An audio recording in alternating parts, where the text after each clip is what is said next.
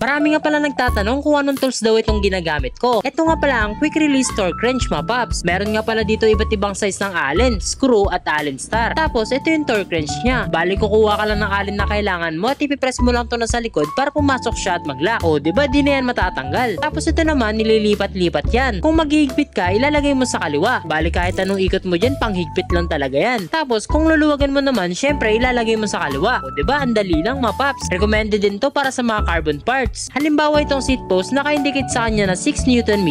Kaya ang gagawin mo sa torque wrench mo is set mo din sa 6 Nm dahil yun yung tamang higpit para sa kanya. Idadrag mo lang tong itim sa baba at mapapakit mo na yan sa taas. Ayan, nasa 6 Nm na siya. Saka mo higpitan at pag narinig mo na yung click ay okay na yan. Mahirap pa naman sa carbon pag nasobrahan sa higpit nagka-crack talaga. Ang pinaka nagustuhan ko sa tools na to, mga paps, ay pang bike talaga siya. Lahat kasi ng allen or screw na nandito ay magagamit mo talaga sa bike mo. Di rin kinakalawang at hindi madaling mabilog. Nakikita nyo naman diba na ito lagi ang ginagamit ko. So kung gusto mo rin subukan to, ilalagay ko na lang dyan sa yellow basket. Yun lang, mga paps, ride safe palagi.